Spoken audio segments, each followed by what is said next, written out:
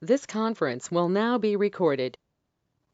Well, good afternoon and welcome to the Sal Duke of Business and the Empress of Biz here. We're doing a series that we thought would be interesting of taking a look at what you want if you're going to buy or sell a business and what are the steps involved. This is the third part of the series. This is now putting the deal together. You got an interested buyer, you've got an interested seller, but nothing's going to happen unless money exchanged hands. And I wanted to talk about that with Sal because the deal can be made a lot of different ways, the art of the deal. And Sal, I wanted to talk to you because you've had experience in selling many businesses, and I know that the last couple of years have been very busy and profitable for small businesses. I looked at the statistics being supplied by the SBA, and it looked like last year it was a record year since 2007 of people buying and selling a business. And I wanted to get your perspective from, other than right now, which I think probably everything is on a standstill. What was the 2018 and 2019 like for you? Oh yeah, 2018 and 19 things were going really well. Um, Primarily, I think driven by two things. One, a very typical situation for a change of ownership in a small business is that the current owner wants to retire. And of course, we have all the baby boomers that are now sort of approaching that retirement age. And even though sometimes business owners try to wait as much as they can because they like the business, they're making money, nobody, wants to, it's difficult to make these life transitions. But long story short, one of the big motivators for businesses changing hands and that volume of transactions is the baby boomers wanting to cash out and retire and sell their business. Of course, the other thing that helps is interest rates are still very low by historical standards. So going back to something we talked about in one of the previous videos, usually the owner wants to cash flow the business to provide a reasonable salary replacement, payment for the loan, and maybe a little bit of a cushion. With low interest rates, that loan payment goes down, so it makes it easier for the numbers to make sense for the buyer. In your experience, I know when I'm putting a deal together to get financed, the bank is looking, no matter what they say, they're looking for at least 20% contribution, 20 to 25% contribution of the purchase price going into the deal. What do you find on your side? Once again, and maybe it's because I'm representing the seller, I like to be a little more generous. I always tell people to plan between 10 and 30% down payment. And I think maybe to talk a little bit about what can change those numbers around. There's a lot of things, but obviously the credit score of the buyer is certainly one. Um, how the buyer evaluates the business and its capability to continue to produce cash flow and repay the loan in the future is certainly another one. And the other one, and it goes back to again something we were talking about earlier in the series too, is um, what is that distribution between, let's say, tangible assets, things like equipment, inventory, real estate, versus intangible assets. So I think all those things can affect where that number ultimately lands. But my rule of thumb is I always say 10 to 30, but certainly 20 is a very 20 and 25 are very typical numbers. Mm-hmm. One of the things uh, that happens in one of the larger transactions that I did was we we were buying this tire business, repair and tire, and it was a nice sized business, and it had significant real estate with it. And what we started with, and this is why I got so leery, I ended up getting so leery of what my banker says and what they end up doing. They said, oh yeah, we'll use this program or we'll use that program and we'll be able to get you in between 10 and 15% down. Well, at the end of the deal, and my client had good credit score, I vet them well. We had to put in 30%. And that was difficult to come up with. And we could come up with 20%, without batting an eye at it. And then I was taking a look at what was necessary to keep the business running while we made the transition in the sale. And I thought we needed a lot more money just to get over the transitions. And actually my owner had decided he was going to quit. He had a good government job. He decided to stay with the job. And to the wife's surprise, guess who ended up running the business? She did. And we actually, so it was a strange transaction, and it was a good transaction because the business was making money, but the requirements escalated on us a lot more for the money needed. And like I say, my clients, who had a good wife, I mean, smart, capable, she ran the business, but she was running a garage. And that was not her expertise. She soon learned, and the guys gave her and he was hiring, he kept the same mechanics, and for a couple months they gave her a good run for her money until one day she threatened to kill them all. I mean, literally. And they just, oh, okay, she means business. Everything was fine after that. But we ended up putting, the owner ended up, long story short, carrying a larger portion of the payment than he expected. Have you had that happen where the seller ends up holding what they call paper? Yeah, absolutely. And let me even backtrack to something you said a little bit earlier. Another factor to your point that bankers like to see is a spouse that works and has a nice salary and has a secure job, because quite frankly, at the end of the day, if things get a little bit tough on the business side, that's another place for them to get paid from and continue the loan repayment. So that's certain. And the other thing that I'll say is bankers to a certain extent are salespeople. They want to sell their service, which is to make the loan. So they're going to try to not discourage people from applying, because maybe at the beginning they talk about a down payment that's not too high. But in fairness too, they will be getting more information and discovering more information as the process goes along, and things may change externally. I mean, look at what's happening right now again, unfortunately, with the coronavirus. Look at what happened back, with the Twin Towers. I mean, if you were doing a loan before the Twin Towers or after the Twin Towers, I'm sure it's different. I mean, and that's something that nobody knows and nobody can control.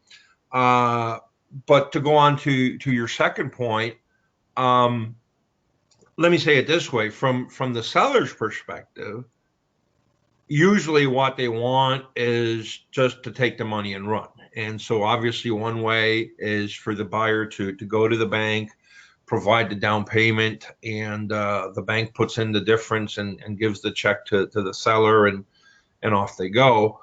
And then if there's a problem with the loan, it's basically between the buyer and the bank, and the seller's off retired in Florida or Pittsburgh or something. A lot of times that cannot happen for a multitude of reasons, right? But some of the more typical ones is exactly that. The buyer doesn't have enough money for a down payment. or doesn't have enough good enough credit score, or the bank doesn't like the business. I mean, there's all things that could derail that sort of standard transaction. And then we go into scenarios of basically the seller in one way, shape, or form or another playing the role of the bank. A lot of times that can be as simple as same thing. The seller provides some level of down payment, and the seller himself finances the rest of the purchase. Sometimes that can take the form of a promissory note, as an example. Another way to do that, and these are all different legally and risk profiles and whatever, but is to do a smaller purchase price, but then some type of earnout on the back, whereas the business keeps running and maybe meets certain performance parameters, the seller can get some money out of those revenues and profits as time goes by. So maybe the last thing I'll say, and I'll turn it over to you, is this is where buyers, sellers, and their representatives can get creative, because almost anything you can think about that's not illegal, the parties can agree to and draft in a contract. So the sky's the limit in terms of creativity for putting on these deals. Mm-hmm. I was thinking of the deal that I mentioned. We actually, and the banker ended up being, he came to me and he says, I personally like the deal. I know the people, I know the industry, I like the deal. He says, but my bank's not going to do it. And he did a personal introduction to another bank. And that other bank took over. And that was that lengthened the deal longer, but that was very nice of him after a couple months of delaying the deal. But finally he said, we're not going to do it. And it wasn't a good deal. It was that each bank has a criteria, which I know you know, and I want the people listening to this. Banks have a criteria of what they like to do, and that can change every quarter. Oh yeah, absolutely. If there's only one thing that people take away from this conversation, and I know we've touched on it multiple times in the past, but it's exactly that. Different banks are willing to do different deals, lend on different business transactions. So, and to your point, even the same bank, maybe from quarter to quarter, year to year. So even on something that is, let's say, somewhat standardized, like an SBA guaranteed loan, just because you get turned down by one bank, don't get discouraged. Go to the next one, go to the next one, go to the next one. I mean, I know people that literally had to go to 8 or 10 banks before they got funded, but they eventually got funded. Yeah. We've had some people on that do non-traditional financing, and for whatever reason, we've had to use them, whatever transactions you were doing, I do. And people get a little afraid of them, but as long as the interest rate is not exorbitant, these guys can make all the difference in the world of making the transaction. Have you found that so? Oh yeah, absolutely. And those are good alternatives when the credit score is not high enough to go to the bank to get any type of loan. And yeah, I mean, sometimes people get a little scared because the interest rate is high. Let's not mince any words about it. Depending on the particular situation, it could be anywhere from a 12 to above 20. Um, the way I see it is I try to see it objectively. And I think about two things. I think about, number one, do I have a better choice, a lower interest choice, whatever the case may be?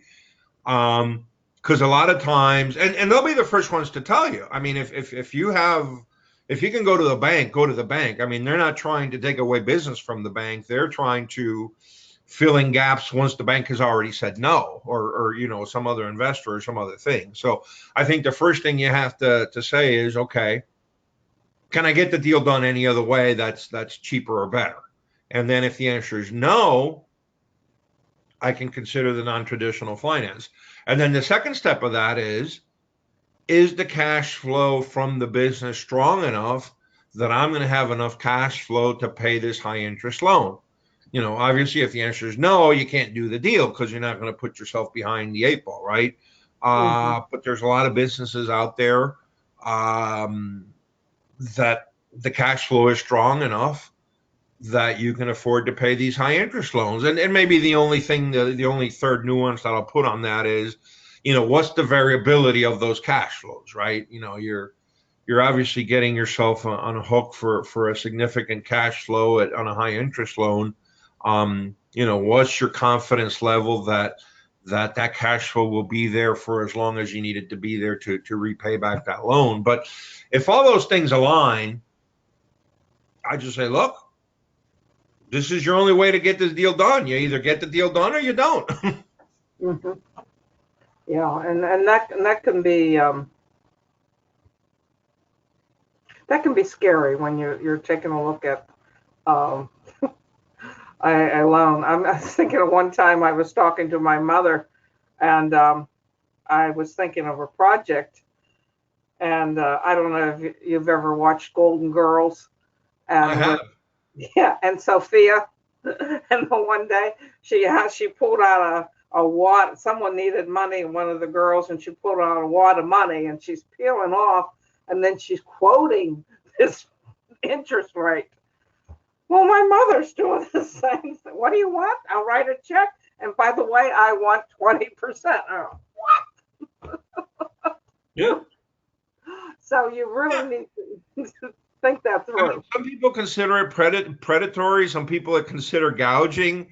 To me, those are emotionally charged terms. I, as an intermediary, again, one of the things I bring to the table is more of an objective, less emotional view of this.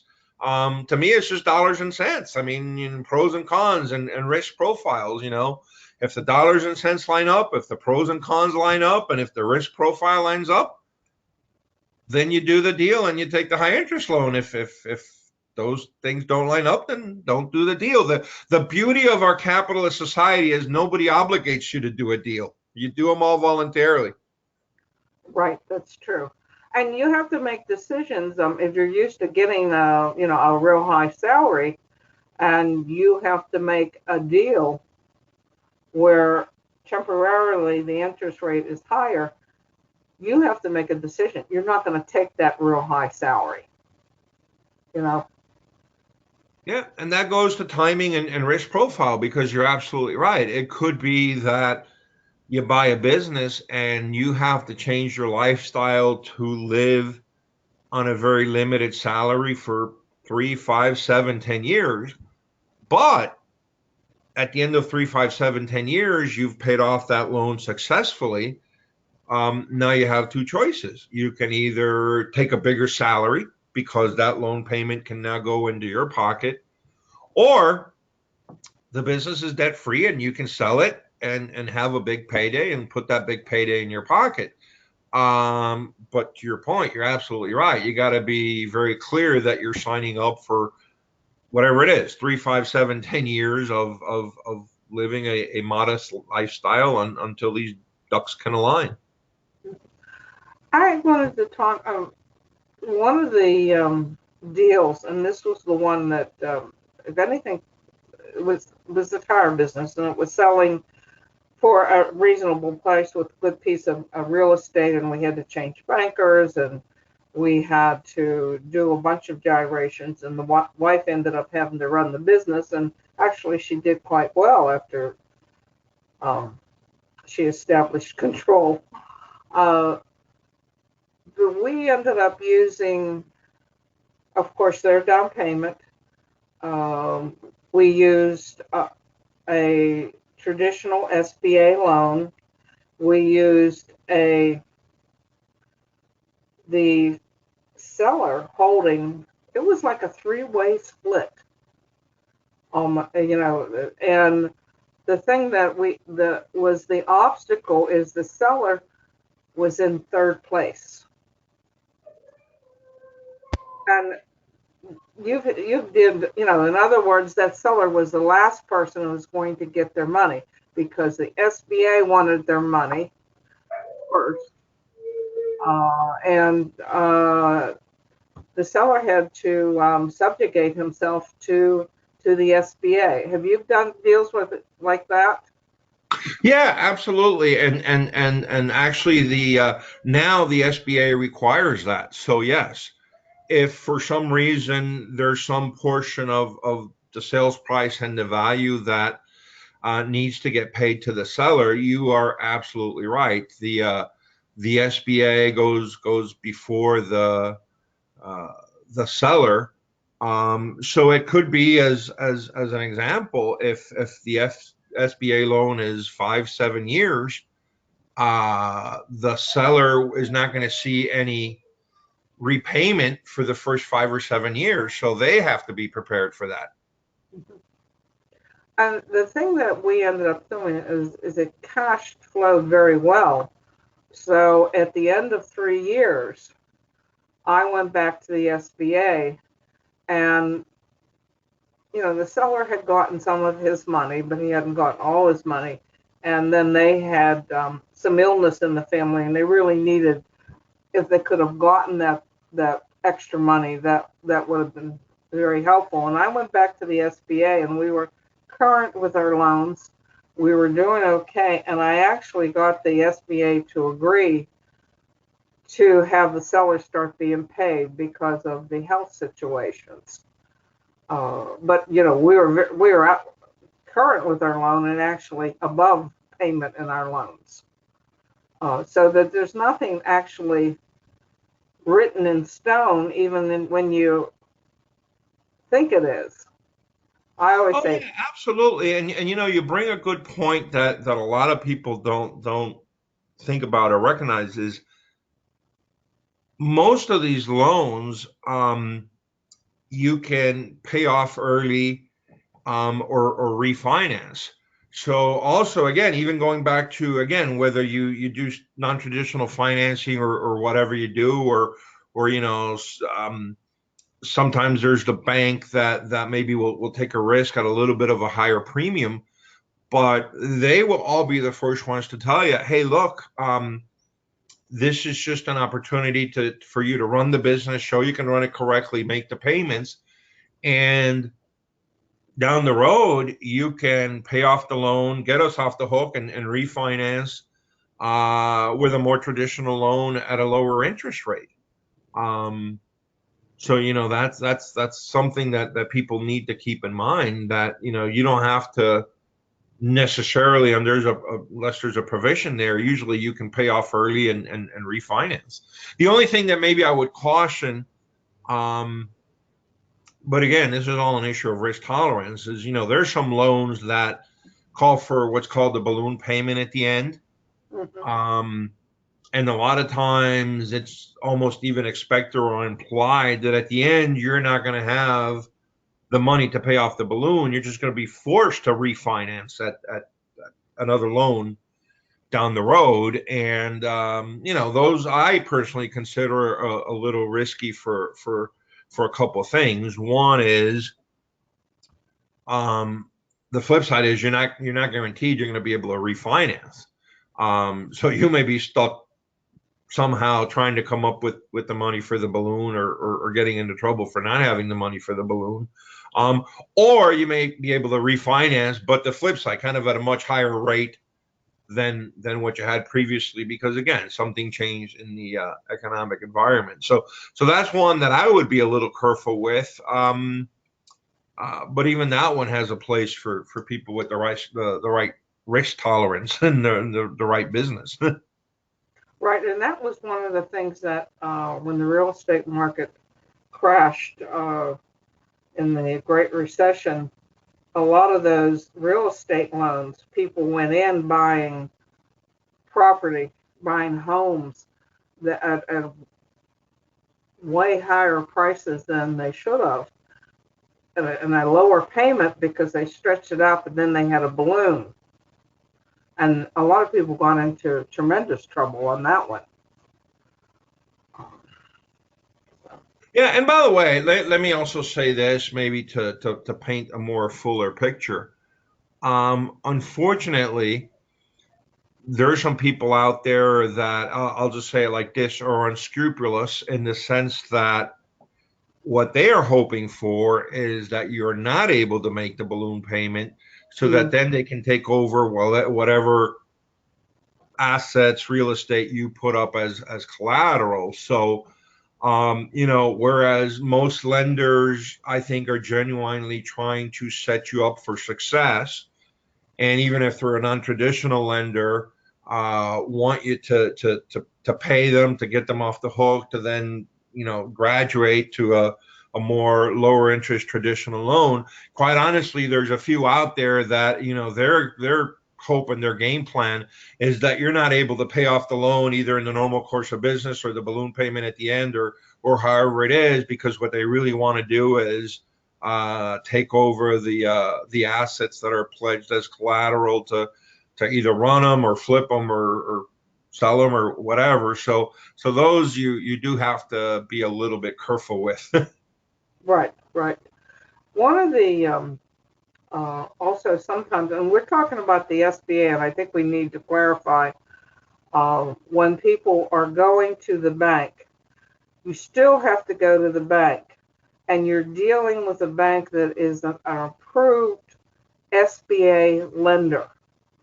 They have to be, and that's important because what the SBA does is guarantee the money that the bank gives you. So if there is a shortfall, something gone wrong, and the business runs into trouble and the loan collapses, so to speak, the bank gets anywhere from 75 to maybe 90% of their money back, and then you have to deal with the Small Business Administration and negotiating what's you're going to pay back. So it's never going directly to the SBA, although right now they're still going through banks with the payroll protection program, but you still have to go to the bank. The bank then goes and is a certified or approved lender, and you still have to deal with the bank, who then deals with the SBA for you. That is a very good point, and something that people get confused a lot. And now to your point, right now we have some exceptions, but you're absolutely right. It's not the SBA that provides the loan. The role of the SBA is to provide a guarantee to the bank that does the loan. And the other point maybe that I'll make is, because I know this frustrates people sometimes a little bit, the banks are very, whatever the word is, meticulous, demanding about the paperwork, and there's a lot of paperwork involved. People need to recognize that when the loan goes south, for the bank to be able to then get the guarantee from the SBA, everything has to be in order. Because quite honestly, the SBA is going to look for errors, discrepancies, whatever, to say, hey, we're not going to give you the guarantee because look, you didn't do the loan right. So they're putting the burden on the bank to make sure that everything's correct, everything's complete, there's no screw ups, and so then in turn they need all that documentation and all that paperwork from the borrower. Mm-hmm. Yeah. So to kind of, we've been talking about a half hour. Kind of let's start giving a conclusion that after you have made the decision to buy or sell a business, and you've reviewed where your cash is or what you want to sell the business for, doesn't automatically happen. As you say, it takes ordinarily at least 6 months, if not more. Yeah, I always tell people when you're thinking of selling a business to plan between not less than 6 months, and in theory, ideally not more than 12. So that's a good window. I mean, again, there's change that'll change that. Obviously, the quality of the business, the market that the business is in, the price, like everything, there's a ton of variables. But I think in general, as a rule of thumb, you'll be safe if you plan between 6 months and a year. Hmm. So after you've put together what you want, both ways, buyer and seller, you then have to do and get prepared to do the paperwork, do the due diligence, so that everybody knows what they're getting. You know, you're buying this, you're selling this, and this is what's going to happen the day of the transaction. And that may mean that the seller stays on for a while, just to make sure that the owner understands what how that business is run. Is that right? Oh yeah, absolutely. I always say that part of my role is to try to, as much as possible, avoid miscommunication, avoid ambiguity, so that later on down the road there's no problems. Um, I try to encourage the buyer and the seller and be as meticulous as possible in listing in as much detail the assets that are going to change hands. Um, you know, Again, if you can, with even serial numbers, pictures, whatever, because you want to avoid real life situations where, for some reason, the buyer thought he was getting this very expensive software. And the seller said, no, I own it in my personal capacity. I'm taking it home. That's not part of the deal. Mhm. But wait a minute, it's required to run the business. Well, no, you can actually kind of run the business this other way. Well, it's not as efficient, whatever. So to try to avoid those miscommunications, or sometimes, again, silly things, but there's a picture, there's a portrait on the wall that may have some sentimental value to the owner. He wants to take it away, but the buyer is thinking it's part of the decorations for the conference room, and why should he have to go out and buy a picture? Now you're going to leave me a blank wall there. Right. So I even actually try to say, look, if you're the seller and there's something that you are planning to take away, specify these are things that I'm taking away. Yeah. So the seller knows exactly, okay, listen, this is being taken away, and I'm okay with that. Hmm. So yeah, that's very important. So at the end of the as we close the transaction, we have to have a financing source available, which may include a government-backed SBA loan, which may include a local government program to help people start or purchase a program, which then adds another dimension. I have sat in the past on the your Urban Redevelopment Loan Authority board for the city of Pittsburgh, and often we have to come in, if it's being sold or started in the city of Pittsburgh or purchased, we are that fourth part of the deal to make sure that the deal goes through. And again, the paperwork and that, just getting the URA on board, and they really want to work, they do a good job, but the paperwork, there's no deal. I say, if you go to them tomorrow and you think that in 30 days you're going to have loan approval and you're going to have your portion of the check, forget it. It's a minimum that we can do a deal in 3 months. And then sometimes the bank will do, once it's approved and they know the wait process, they will actually do what's called a bridge loan until that URA money comes in. And then we have to factor that in, and as far as the costs. So that there can be a lot of ways that you can make a deal, but you just can't expect to do it like, oh, I'm going to buy this business and I'm going to have a handshake deal and everything is going to go fine. Not going to happen 99.9% of the time. Yeah. And by the way, one thing we didn't talk about, and I'm just going to mention it because maybe this is subject of its own video discussion at some point in time, but typically the buyer wants from the seller a non-compete agreement, which basically means that, hey, you're selling me this business doing whatever, but now you can't turn around and open up again across the street, right? And that's absolutely critical because otherwise that could happen. Even though I know I said at the beginning of the video, a lot of times the motivation is to retire, and that could be genuine. I mean, the guy could retire for 6 months, but then he says, hey, you know what? There's only so much golf I can play, and the only thing I know how to do is my business. So guess what? I'm just going to open up another store or another whatever, down the road. And now he starts competing with the guy that just bought. So the non-compete is an absolutely critical component to getting these things done, typically to the benefit of the buyer. And again, maybe that could be a whole other video. And the other one is also the training and transition.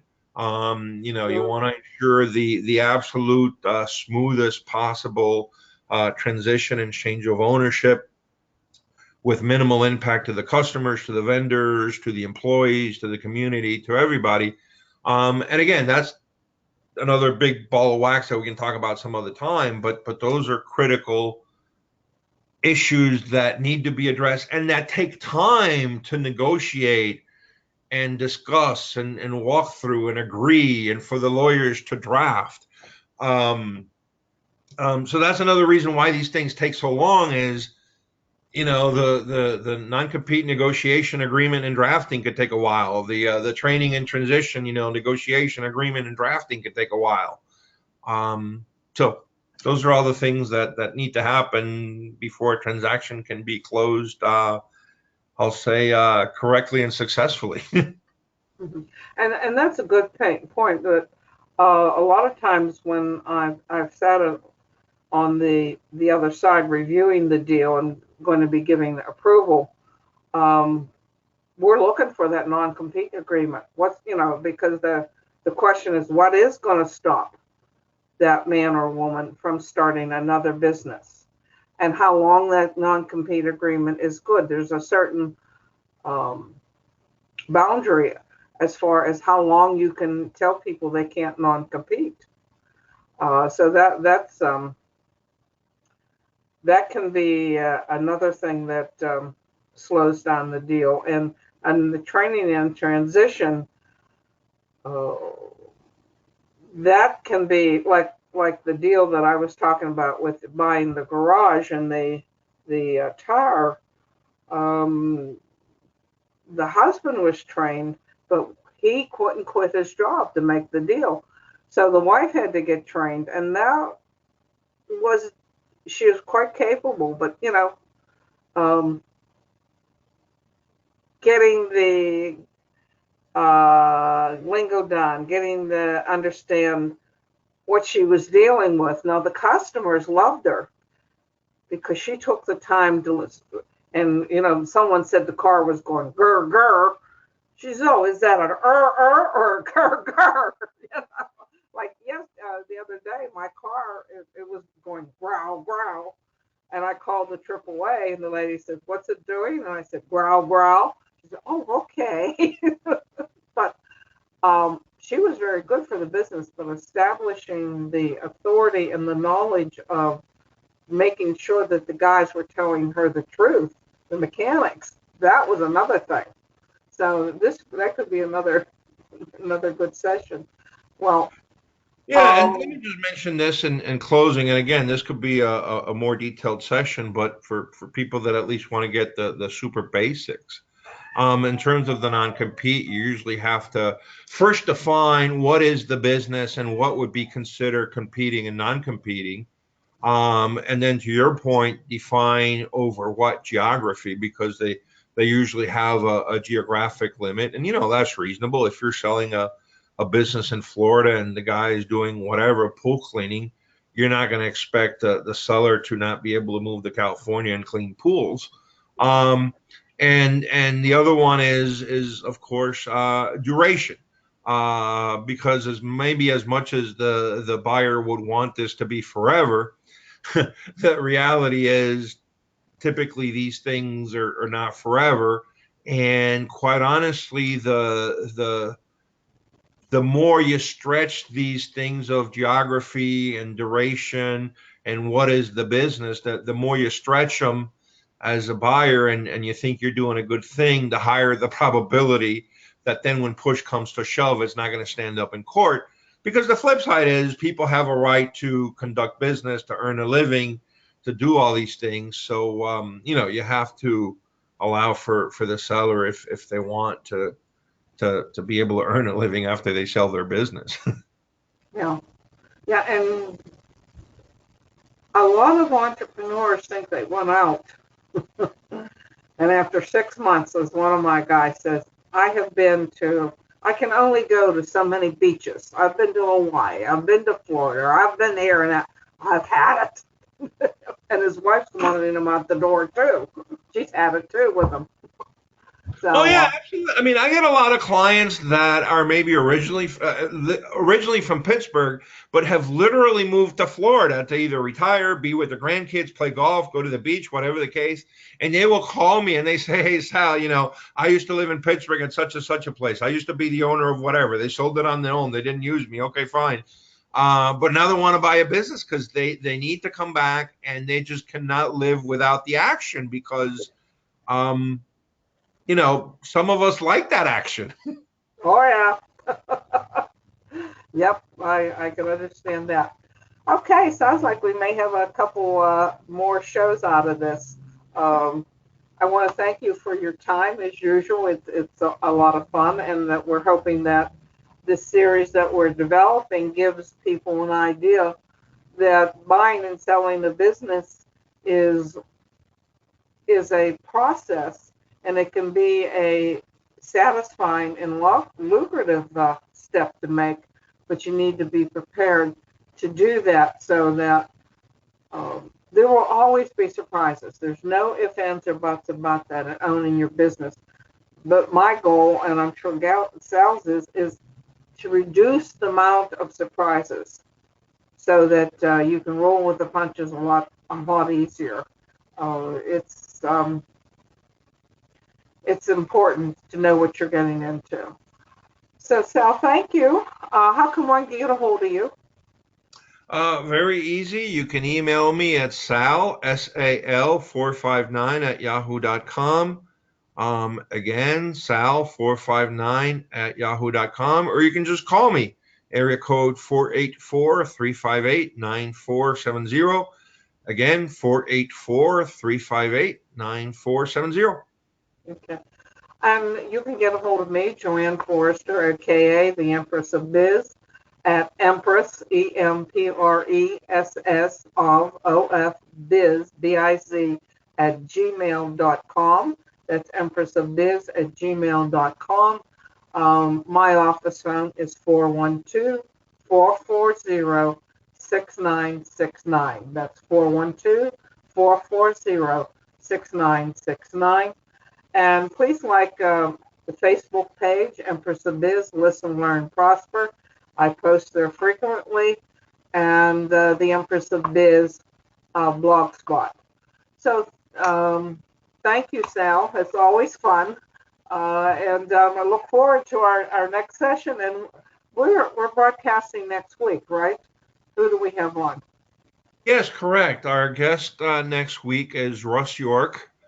And we're going to be talking about insurance for cybercrime and for hacking. So pretty much anybody that has a computer with any type of information on it should be listening to that one, because unfortunately, as much as we try to prevent it and as much as we put antivirus software on there and we train our employees and blah, blah, blah, the reality is hacking is here to stay. Cybercrime is here to stay. And you can try to prevent it and put up the firewalls from the sort of a technical IT computer side. But if that fails, you're certainly going to want insurance. Yes. So this is the Empress of Biz wishing everybody well. Stay safe. Stay well. Thanks, Sal. Thank you. Bye-bye.